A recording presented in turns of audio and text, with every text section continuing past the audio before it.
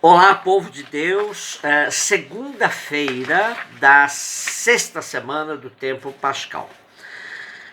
Atos dos Apóstolos, capítulo 16, versos de 11 a 15.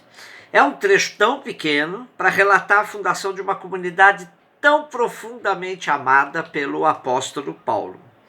A comunidade de Filipos, como o nosso texto mesmo diz, ficava na região da Macedônia e tinha esse nome por ser uma cidade conquistada por Filipe, pai de Alexandre Magno, em 358 a.C. Em 108 a.C., essa cidade, Filipos, passou para o controle romano.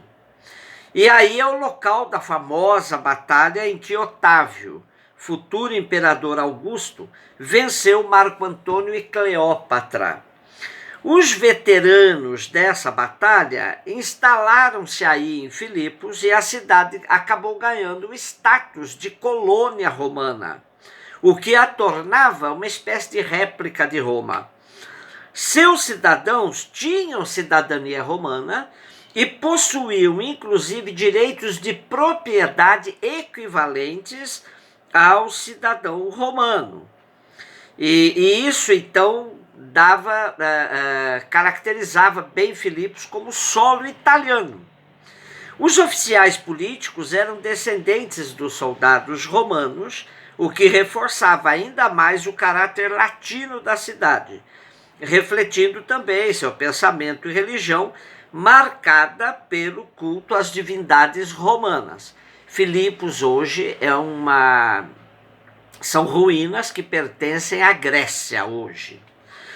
Perdoe-me pelos detalhes sobre a cidade de Filipos, mas ela é considerada a primeira comunidade cristã no continente que nós chamamos continente europeu, porque quem vinha da Ásia, de fato, Filipos era a porta de entrada para a Europa.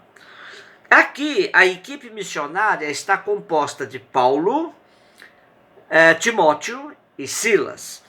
O outro detalhe que chama a atenção de quem lê nosso trecho hoje é o excessivo uso do verbo na primeira pessoa do plural, dando a entender que se trata de um diário de viagem e que Lucas está na viagem. Não, isso não é bem comprovado. O mais comprovado é que Lucas teve acesso a esse material e relatou assim como ele recebeu, e não que ele estivesse de fato se incluindo na viagem como muitos pensaram. Como colônia romana, com poucos judeus residentes, certamente não havia aí uma sinagoga para a atuação de Paulo. Embora de maneira sintética, temos aí a fundação, então, da primeira comunidade cristã em território europeu, agora com novos métodos. Aqui não temos o grande discurso com a apresentação do querigma.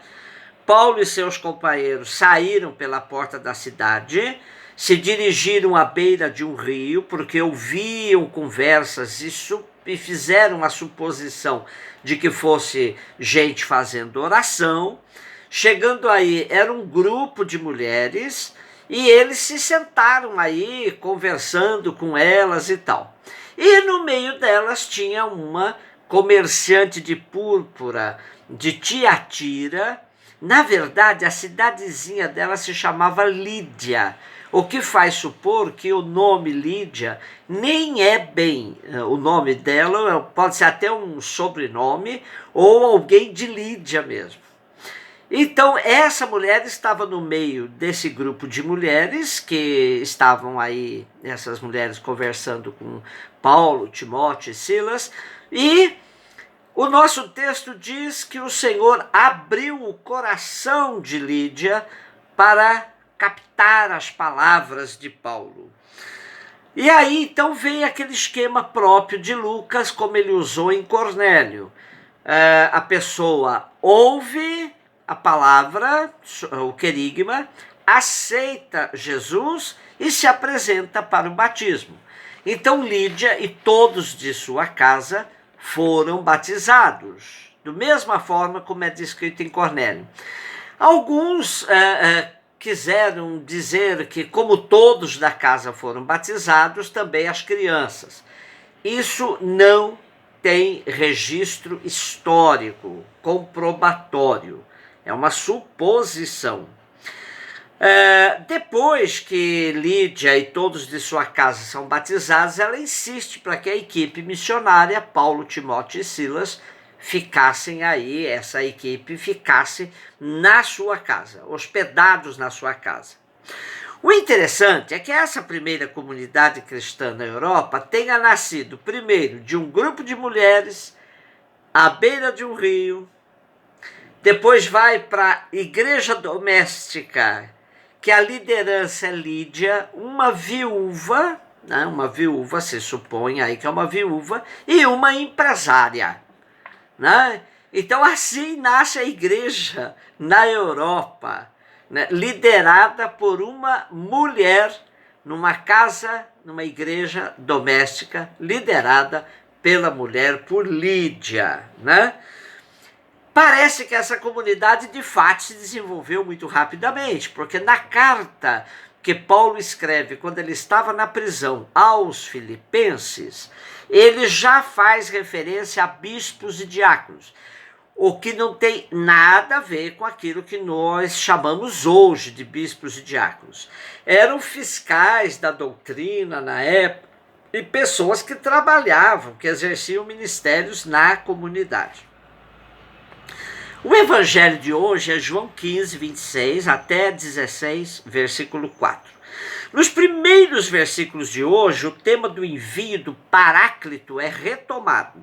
Os discípulos continuam assustados, Jesus continua sua despedida, seus últimos avisos.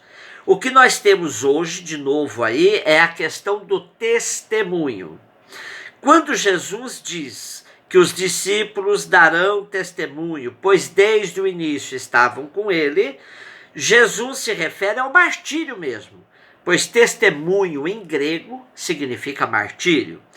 Quando da eleição de Matias, substituto de Judas Iscariotes no grupo dos 12, Lucas já tinha feito referência a essa exigência do testemunho, dizendo: há homens que nos acompanharam durante todo o tempo em que o Senhor Jesus viveu no meio de nós, a começar pelo batismo de João até o dia em que ele foi elevado do meio de nós. Agora é preciso que um deles se junte a nós para ser testemunha da ressurreição. Já a referência às consequências desse testemunho, Jesus faz de maneira muito crua.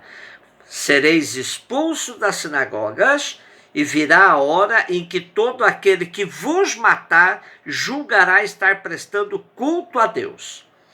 Há quem diga que Lucas está se referindo aos martírios de Estevão, Tiago, mas o certo é que a expulsão dos cristãos da sinagoga já era evidente e que eles deixariam de participar desse grupo social judaico. Jesus diz que os perseguidores agirão assim porque não o conhecem, não conhecem o Pai. E mais uma vez alerta aos discípulos que, quando tudo isso acontecer, vocês recordarão das minhas palavras.